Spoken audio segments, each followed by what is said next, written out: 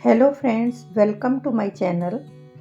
आज मैं आप लोगों के सामने एक उपन्यास शुरू कर रही हूँ, शरत चंद्र चट्टोपाध्याय जी का अंतिम प्रश्न।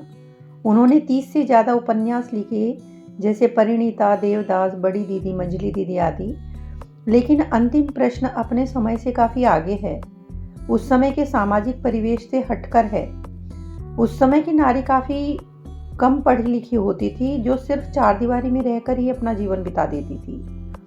पर इस कहानी की पात्र कमल, जो शिवनाथ के साथ लिव इन रिलेशनशिप में रहती है, उस जमाने में कोई भी कॉन्सेप्ट नहीं जानता था।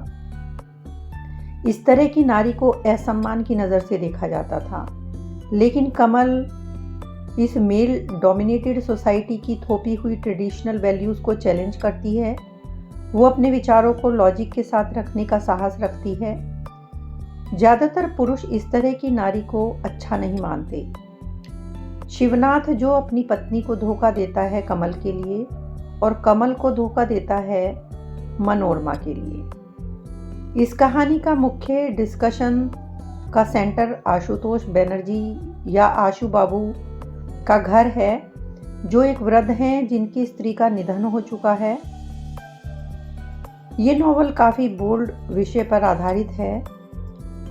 मुझे ये अच्छा लगा तो मैंने सोचा ये आप लोगों के साथ शेयर करना चाहिए। इसको मैं 25 भागों में आप लोगों के सामने प्रस्तुत करूंगी। अभी तक आप 7 एपिसोड सुन चुके हैं, तो आइए सुनते हैं इसका 8वां भाग। अजीत जब घर पहुंचा तब तक काफी रात हो चुकी थी। रास्ता निर्जन, दुकानें बंद, कहीं कोई इंसान नहीं दिखाई पड़ रहा था। घड़ी में देखा तो चाबी न भरने के कारण 8 बजे बंद हो गई थी। शायद 1 या 2 बजे होंगे। सही समय का अंदाजा वह नहीं लगा पाया। आशु बाबू के घर में उसे लेकर चिंता हो रही होगी, यह निश्चित था। सोना तो दूर, खाना पीना तक बंद होगा। लौटकर वह क्या कहे समझ नहीं पा रहा था। सच्ची बात बताई नहीं जा सकेगी। क्यों नहीं बताई जा सकती, यह बहस बेकार है। मगर नहीं बताई जा सकती। झूठ कहा जा सकता है, मगर झूठ बोलने की आदत उसे नहीं है। नहीं तो अकेले गाड़ी में घूमने गया था और देर होने के कारण बताने के लिए इतना सोचना नहीं पड़ता। गेट खुला था। दरबार ने सलाम करके बताया कि ड्राइवर उसे ढूंढने गया है। गाड़ी रखकर अजीत आशु बाबू की बैठक में पहुंचा तो वे भी अभी तक सोने नहीं गए। बीमार शरीर लेकर अकेले इंतजार कर रहे हैं। उसे देखते ही उठ बैठे, बोले, मैं बार बार कह रहा था कि एक्सीडेंट हो गया होगा। कितनी बार तुमसे कहा कि यूं अकेले मत जाया करो। बूढ़े की बात सच हुई ना, सीख मिली ना। अजीत शर्माते हुए हंसकर बोला, आप लोगों को इतनी चिंता करने के लिए मैं शर्मिंदा हूं। शर्मिंदा कल होना। घड़ी देखो, 2 बज रहे हैं। कुछ खाकर सो जाओ, कल सुनूंगा सब। यदु, ओ यदु, वह भी तुम्हें ढूंढने चला गया क्या? अजीत बोला, आप भी इतने बड़े शहर में, वह मुझे कहाँ ढूंढेगा? आशु बाबू बोले, तुमने तो कह दिया, मगर हम पर जो बीती वह हम ही जानते हैं। 11 बजे शिवनाथ का गाना बंद हुआ। तभी से मणि कहाँ गई, उसे भी तो तभी से नहीं देखा। अजीत बोला, शायद सो गई हो। कौन सोएगा, अभी तक तो भोजन नहीं हुआ। अचानक कुछ याद करके बोले, अस्तबल में कोचमैन था। कोचमैन था क्या? अजीत बोला, नहीं, हो गया काम। कहकर आशु बाबू फिर चिंता के कारण सीधे होकर बैठे। बोले, जो सोचा वही हुआ। वह भी तुम्हें ढूंढने चली गई है। देखो तो जरा। मैंने मना न कर दूं इस कारण मुझे बताया तक नहीं, चुपचाप चली गई। कब लौटेगी क्या पता। आज रात जागकर ही काटनी पड़ेगी। मैं देखता हूँ गाड़ी वहाँ है या नहीं। यह कहकर अजीत कमरे से बाहर चला गया। अस्तबल में देखा तांगा वहीं था और घोड़ा घास खा रहा था। उसकी चिंता थोड़ी कम हुई। नीचे बरामदे के उत्तरी ओर कुछ विलायती पाम के पेड़ थे। उन्हीं के ऊपर मनोरमा का शयन कक्ष है। वहां प्रकाश है या नहीं देखने के लिए अजीत वहां से घूमकर आशु बाबू के कमरे में जा रहा था कि झाड़ियों में से किसी की आवाज सुनाई दी। परिचित आवाज थी। किसी गाने के सुर को लेकर बातचीत चल रही थी। दोष की कोई बात नहीं थी। इन बातों के लिए झाड़ियों की जरूरत नहीं थी। पल भर के लिए अजीत के पैर मानो जम गए, मगर पल भर के लिए ही। बातचीत चलती रही। वह जैसे आया था लौट गया। दोनों में से किसी को पता नहीं चला कि उनकी बातचीत का कोई साक्षी है। आशु बाबू ने व्याकुल होकर पूछा, कुछ पता चला? अजीत बोला, गाड़ी घोड़ा सब यहीं है, मणि बाहर नहीं गई। बच गए बेटा। यह कहकर आशु बाबू निश्चिंतता की सांस लेकर बोले, काफी रात हो गई है, वह शायद थक कर सो गई है। आज बेचारी ने भोजन भी नहीं किया। जाओ बेटा, कुछ खाकर सो जाओ। अजीत बोला, इतनी रात में मैं अब कुछ नहीं खाऊंगा, आप जाकर सो जाइए। जाता हूँ। कुछ नहीं खाओगे? कुछ तो? नहीं नहीं, कुछ नहीं, मगर आप देर ना करें, सो जाइए। यह कहकर उस बीमार आदमी को अपने कमरे में भेजकर अजीत अपने कमरे में खुली खिड़की के सामने आकर खड़ा हो गया। वह जानता था कि उनकी बातचीत समाप्त होने पर पिता को देखने मनोरमा इस ओर जरूर आएगी। मनी आई, मगर लगभग आधे घंटे बाद। पहले वह अपने पिता की बैठक के आगे से गुजरी। देखा वहां अंधेरा था। यदु पास ही कहीं जाग रहा था। मालिक ने जब पुकारा था तो उत्तर नहीं दिया था, मगर उनके जाने के बाद बत्ती बुझा दी थी। मनोरमा जैसे ही पीछे घूमी उसने देखा अजीत अपनी खिड़की के पास खड़ा है। उसके कमरे में भी बत्ती जल रही थी, मगर ऊपर वाले बरामदे की बत्ती का प्रकाश उस खिड़की पर पड़ रहा था। कौन है? मैं, अजीत। वहां कब आए? पिताजी शायद सो गए। यह कहकर उसने चुप होने की कोशिश की, मगर बोली, तुम्हारी ज्यादती देखा, घर के सारे लोग परेशान हो गए। अवश्य ही कुछ हुआ होगा, इसीलिए तो पिताजी बार बार मना करते हैं अकेले जाने के लिए। इन सब बातों का अजीत ने कोई उत्तर नहीं दिया। मनोरमा बोली, मगर वे सो ही नहीं सकते, अवश्य ही जाग रहे होंगे। उन्हें बता देती हूँ कि तुम आ गए हो। अजीत बोला, इसकी ज़रूरत नहीं है, वे मुझे देखकर ही सोने गए हैं। देखकर सोने गए हैं तो मुझे खबर क्यों नहीं दी? उन्होंने सोचा तुम सो गई हो। सोऊंगी कैसे? अभी तक तो मैंने भोजन भी नहीं किया। तो अब खाकर सो जाओ, रात बीत चुकी है। तुम नहीं खाओगे? नहीं, कहकर अजीत खिड़की से हट गया। वाह, बड़ी अच्छी बात है। इससे ज़्यादा वह कुछ नहीं कह पाई, मगर कमरे के भीतर से भी कोई जवाब नहीं आया। बाहर अकेली मनोरमा खड़ी रही।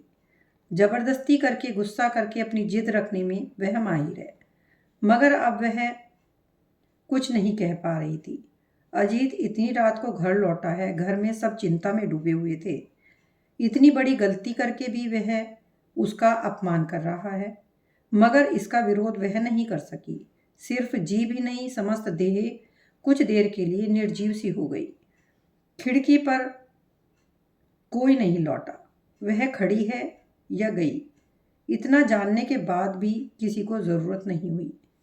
गहरी रात में यूं खड़ी रहकर बहुत देर बाद मनोरमा चली गई। आशु बाबू को सुबह नौकर से पता चला कि रात को अजीत और मनोरमा ने भोजन नहीं किया। चाय पीते समय उन्होंने व्याकुल होकर पूछा, कल कोई एक्सीडेंट हो गया था क्या? अजीत बोला, नहीं। तो अचानक तेल खत्म हो गया होगा। नहीं, तेल भी था। तो इतनी देर क्यों हुई? अजीत ने कहा, यूं ही। मनोरमा खुद चाय नहीं पीती। पिता को चाय देकर एक प्याला चाय और भोजन की थाली उसने अजीत को दी, मगर कोई प्रश्न नहीं किया, उसकी ओर देखा तक नहीं। दोनों का यह भाव पिता ने देखा। भोजन करके अजीत स्नान करने चला गया। तब पिता ने बेटी से कहा, नहीं बेटी, ये ठीक नहीं। अजीत के साथ हमारा कितना भी घनिष्ठ संबंध हो, मगर फिर भी वह हमारा अतिथि है। अतिथि के योग्य मर्यादा हमें उसे देनी चाहिए। मनोरमा बोली, मैंने ऐसा नहीं कहा पिताजी कि ऐसा नहीं होना चाहिए। नहीं नहीं, यह सच है, तुमने ऐसा नहीं कहा, मगर हमारे आचरण में किसी भी प्रकार की नाराजगी प्रकाश हो, यह अपराध होगा। मनोरमा बोली, मानती हूँ, मगर मेरा व्यवहार में ऐसा हुआ है, यह आपसे किसने कहा? आशु बाबू इस प्रश्न का उत्तर नहीं दे पाए। उन्होंने कुछ नहीं सुना, कुछ नहीं जानते। यह सब तो सिर्फ उनका अनुमान है। फिर भी उनका मन प्रसन्न नहीं हुआ, क्योंकि इस तरह की बहस तो की जा सकती है, मगर परेशान पिता के चित्त को शांत नहीं किया जा सकता। कुछ देर बाद वो धीरे धीरे बोले, रात ज्यादा हो जाने के बाद ने के कारण अजीत ने भोजन नहीं किया। मैं भी सोने चला गया। तुम तो पहले ही सो गई थी। क्या पता कहीं ना कहीं हमारे व्यवहार में अवहेलना प्रकाशित हुई है। उसका मन आज अच्छा नहीं है। मनोरमा बोली, कोई अगर सारी रात बाहर काटना चाहे तो क्या हमें घर में उसके लिए जाग कर रहना होगा? क्या यह अतिथि का गृहस्थ के प्रति कर्तव्य है?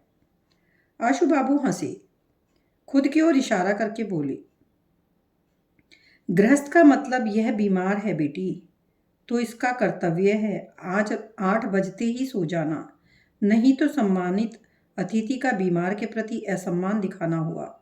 मगर उस अर्थ में किसी और की बात कर रही हो तो उसका कर्तव्य निर्देश करने वाला मैं कोई नहीं हूँ। आज बहुत पुरानी एक घटना याद आ गई मणि। तुम्हारी माँ जीवित थी। गुप्तीपाड़ा में मछली पकड़ने गया था, लौट नहीं पाया। सिर्फ एक रात नहीं, फिर भी वह 3 रातों तक खिड़की में बैठी रही। उसका वह कर्तव्य था या नहीं, तब नहीं पूछा, मगर कभी अगर मिली तो यह बात पूछना नहीं भूलूंगा। यह कहकर उन्होंने चेहरा फेर कर बेटी से अपनी नजरें छिपा ली। यह कहानी नई नहीं थी। बातों बातों में बहुत बार बेटी से यह बात बताई थी, मगर फिर भी पुरानी नहीं होती। जब भी याद आती, नई होकर याद आती। दासी आकर दरवाजे पर खड़ी हो गई। मनोरमा बोली, पिताजी आप बैठो, मैं रसोई का इंतजाम करके आती हूँ। यह कहकर वह चली गई। यह चर्चा ज़्यादा नहीं चल पाई, इससे उसे शांति मिली। दिन में आशु बाबू ने कई बार अजीत के लिए पूछवाया तो पता चला वह पढ़ रहा है। एक बार पता चला वह अपने कमरे में बैठा पत्र लिख रहा है। दोपहर के भोजन के समय उसने कुछ नहीं कहा और भोजन समाप्त होते ही उठकर चला गया। दूसरे दिनों की तुलना में वह बहुत रूढ़ था। आशु बाबू की परेशानी की सीमा नहीं थी। बोले, मामला क्या है मनी? मनोरमा भी आज पिता की नज़रों से बचती फिर रही थी। अभी भी बिना देखे हुए ही कहा, पता नहीं पिताजी। कुछ देर सोचकर वे बोले, उसके लौटने तक तो मैं जाग ही रहा था। भोजन के लिए कहा तो रात बहुत हो जाने के कारण नहीं खाया। तुम्हारा सो जाना ठीक नहीं हुआ शायद, मगर इसमें ऐसा क्या गलत हो गया, मुझे समझ नहीं आ रहा। इस छोटे से कारण को वह इतना बुरा मानेगा, इससे ज्यादा आश्चर्य की बात क्या है? मनोरमा चुप रही। आशु बाबू भी कुछ देर चुप रहकर अपने भीतर की लज्जा दबाकर बोले, तुमने उससे कुछ पूछा क्यों नहीं? मनोरमा बोली, इसमें पूछने जैसी क्या बात है पिताजी? पूछने जैसा बहुत कुछ है, मगर पूछना भी कठिन है, खासकर मणि के लिए। यह वो जानते थे। फिर बोले, वह नाराज है यह तो स्पष्ट है। शायद उसने सोचा हो कि तुम उसकी उपेक्षा कर रही हो। ऐसी गलत धारणा उसके मन में रहनी नहीं चाहिए। मनोरमा बोली, मेरे संबंध में अगर उन्होंने गलत धारणा रखी है तो यह उनकी गलती है। उनकी गलती ठीक करने की गरज दूसरा क्यों ले? पिता कोई उत्तर नहीं दे पाया। बेटी को उन्होंने जिस तरह से पाला है उससे वह ऐसा कोई आदेश नहीं दे सकते जिससे उसके आत्मसम्मान में ठेस पहुंचे। उसके जाने के बाद यही बात सोच सोचकर वो परेशान हो गए। इस तरह की बातें होती रहती हैं और यह भ्रम भी कुछ ही समय का है। यह बात बार बार सोचकर भी उन्हें शांति नहीं हुई।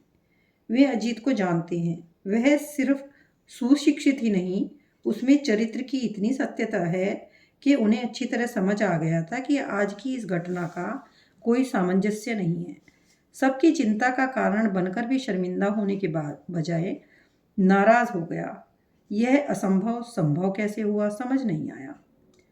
शाम को एक तांगा गेट से भीतर आते देख आशु बाबू के पूछने पर पता चला वह अजीत के लिए आया है। अजीत को बुलवाया। उसके आने पर जबरन हंसकर पूछा, तांगे का क्या करोगे अजीत? घूमने जा रहा हूं। क्यों? मोटर को क्या हुआ? फिर से खराब हो गई क्या? नहीं, मगर आप लोगों को जरूरत पड़ सकती है। अगर जरूरत पड़ी भी तो घोड़ा गाड़ी है। यह कहकर एक पल चुप रहकर बोले, बेटा अजीत, मुझे सच बताओ, मोटर लेकर कोई बात हुई है क्या? अजीत बोला, क्या मुझे तो नहीं पता। हाँ, आज भी तो गाने का आयोजन है ना। उन्हें लाने में, घर भेजने में मोटर की तो जरूरत पड़ेगी ना। घोड़ा गाड़ी से काम नहीं चलेगा। सुबह से विभिन्न बातों में आशु बाबू भूल ही गए। अब याद आया, कल सभा समाप्त होने के बाद सबको आज भी बुलाया था और शाम के बाद ही मजलिस बैठेगी। मनोरमा ने खिलाने की भी बात कही थी। उन्हें यह बात भी याद आई, मगर मन ही मन हंसे, क्योंकि इस घटना के कारण अपनी बात उन्हें याद नहीं थी और याद आने के बाद भी अच्छा नहीं लगा। तब उन्हें लगा कि यह सब आज बेटी को अच्छा नहीं लगेगा। यह सब सोचकर उन्होंने कहा, आज वह सब नहीं होगा अजीत। अजीत बोला, क्यों? क्यों, मनी से ही पूछ लो ना। यह कहकर नौकर को बुलाकर बेटी को बुलाने भेजकर हंसकर कहा, तुम नाराज हो बेटा, गाना सुनेगा कौन? मनी? वह सब फिर कभी होगा। अभी जाओ, तुम मोटर लेकर घुमाओ, मगर ज्यादा देर मत करना। और तुम अकेले नहीं जाओगे, ड्राइवर तो बेकार हो जाएगा। यह कहकर एक कठिन समस्या का समाधान करके खुशी से आराम कुर्सी पर बैठकर उन्होंने लंबी सांस ली। साथ ही साथ बोले, तुम तांगा किराए पर लेकर घूमने जाओगे? छी। कमरे में अजीत को देखकर मनोरमा मुंह फेर कर खड़ी हो गई। आहट पाकर आशु बाबू फिर सीधे होकर बैठे, हंसते हुए बोले, बेटी, आज की बात याद है या भूल गई? क्या पिताजी? आज सबका निमंत्रण है। तुम्हारा गाने का काम समाप्त होने पर सबको खिलाना है, याद है ना? मनोरमा सिर हिलाकर बोली, याद है। मोटर भेज दी है उनको लाने के लिए। मोटर भेज दी है और खाना पीना? मणि बोली, सब हो गया पिताजी, कोई त्रुटि नहीं होगी। अच्छा, कहकर वे कुर्सी पर पसर गए। उनके चेहरे पर जैसे किसी ने कालख पोत दी। मनोरमा चली गई। अजीत भी बाहर जाने लगा तो आशु बाबू इशारे से उसे रोककर चुप रहे। फिर बैठकर बोले, अजीत, बेटी की ओर से माफ़ी मांगने में मुझे शर्म आ रही है, मगर उसकी माँ नहीं है। वह होती तो आज मुझे यह बात नहीं कहनी पड़ती। अजीत चुप रहा। आशु बाबू बोले, तुम मुझसे क्यों नाराज हो? अगर वो होती तो तुमसे पूछती, मगर वो तो नहीं है। क्या मुझे नहीं बता सकते? उनके स्वर में इतनी करुणा थी कि सुनकर दुख होता है। फिर भी अजीत चुप रहा। आशु बाबू ने पूछा, उससे क्या तुम्हारी कोई बातचीत नहीं हुई? अजीत बोला, हुई थी। आशु बाबू व्याकुल होकर बोले, हुई थी? कब? मनी कल अचानक सो गई थी। यह उसने बताया तुम्हें? कुछ देर चुप रहकर अजीत ने सोचा क्या कहे। उसके बाद बोला, इतनी रात तक जागना सहज नहीं है और उचित भी नहीं। सो जाती तो कुछ गलत नहीं होता, मगर वह सोई नहीं थी। आपके सो जाने के कुछ देर बाद उससे मुलाकात हुई थी। फिर उसके बाद मैं आपको कुछ नहीं कहूँगा। यह कहकर वह चला गया।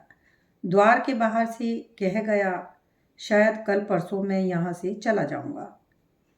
आशु बाबू को कुछ समझ नहीं आया, बस इतना कि कोई भयानक दुर्घटना हुई है। अजीत को लेकर तांगा चला गया। कुछ ही मिनटों में शोर मचाते लोग मोटर से उतरे। उन्होंने उनकी आवाज़ें सुनी, मगर वे नहीं हिले, वहीं मूरत की तरह बैठे रहे।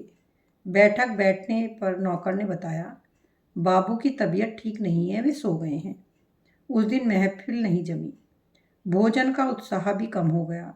सभी को बार बार लगा कि घर का एक व्यक्ति घूमने के बहाने बाहर चला गया है और दूसरा व्यक्ति जो अपनी विशालकाय देह और हंसी से जो स्थान उज्ज्वल करके रखता है, वह स्थान सूना पड़ा है।